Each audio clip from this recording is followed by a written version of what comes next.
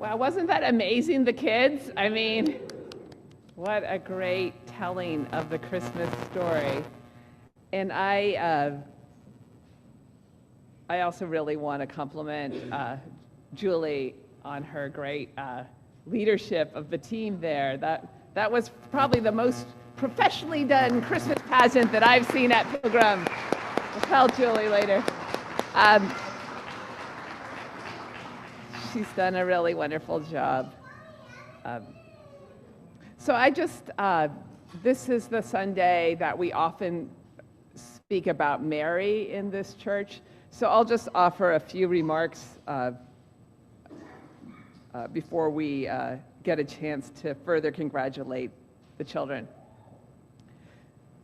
So it was the 1st of December, a few weeks ago, first week of December, but it was pretty warm. I think it's going to be pretty warm on Christmas Day too. They said 72. So it was kind of a balmy evening, and a few folks were gathered in a basement worship space not too far from here in Highland Park. The location had been kept a secret until that morning because of a concern about an ICE raid possibly happening at this event. This was supposed to be a safe space where families impacted by the current immigration enforcement were going to be able to feel safe, a place where they could share their stories about missing loved ones who had been deported. And faith leaders had been invited there to stand with them. And what was most important to the gathered folks there was to think that maybe these church ministers and priests might actually care about them, even though perhaps their own congregations were not being affected by the immigration enforcement. What they really wanted to see was that someone would come and stand with them and show that they were not grieving alone and that their stories really mattered. I shared an article with a few pilgrims yesterday that really inspired me, but one of the things it said was that there are two things the church can do. It can provide hope, and it can make sure that no one feels alone. And if it can't do those two things, then the church needs to close its doors. And I thought of that prayer vigil that I attended and how much there was a need for the folks there to feel hope and to feel that they were not alone.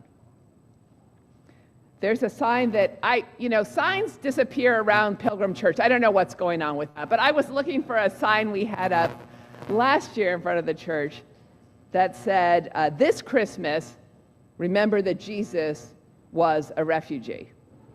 Now that was put out by the UCC in 2018. I couldn't find the sign, but the sentiment remains. Because it's true that after the story that unfolded this morning that the kids told, there were more hardships for the family. I know the giving birth part was very easy for Mary, and God bless her, she is blessed amongst women. But then they had to travel to Egypt. They had to be refugees in a different country. They had to figure out a way to make a living in a foreign land. And who knows, but I doubt they were treated exceptionally well during their time in Egypt. So it is important to remember that the Holy Family were refugees, and many families share their plight today. And how we treat those families matters. This morning we read Mary's Magnificat, her protest song. Sherry read so well her mantra, her declaration of purpose. Dietrich Bonhoeffer describes the Magnificat this way: it is at once the most passionate, the wildest, and one might even say the most revolutionary Advent hymn ever sung. This is not the gentle, tender, dreamy Mary whom we sometimes see in paintings and other places. The Magnificat has none of the sweet, nostalgic, or even playful tones of Christmas carols. Instead, it's hard, it's strong, It's the inexorable song about the power of God and the powerlessness of human power. What Mary reveals is that God's plan is a reversal of expectations, that the proud will be brought down and the poor will be lifted up. One of the speakers the night of that prayer vigil told us that the Magnificat was her favorite passage from the Bible because it speaks of God's promises to the oppressed and the forgotten. According to Debbie Thomas, who writes for Journeying with Jesus, Mary's song is so subversive in its cultural, socioeconomic, and political implications, it has been banned many times in modern history. I didn't know that. When the British ruled India, the Magnificat was prohibited from being sung in churches.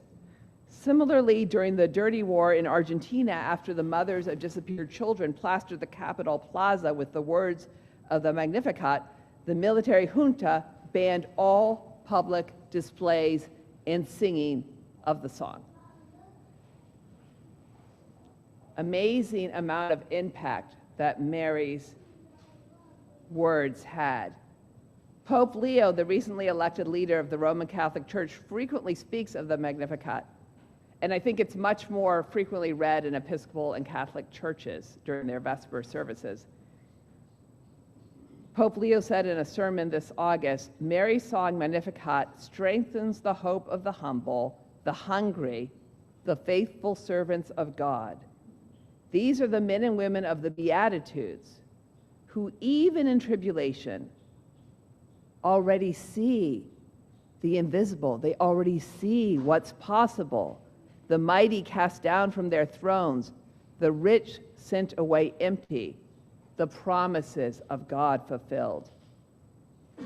And the Pope goes on to say, such experiences should be found in every Christian community. We live, and I think we all know this, in a difficult time. It's a challenging time for many people in our city of Chattanooga, in Tennessee, in this country, in our world. And we might be wondering today, where is our hope? Who is coming to help? How are things going to change? The Magnificat promises that God is coming to help, that he sent his Son into the world as incarnate love. And with that love comes power to fill the hungry with good things.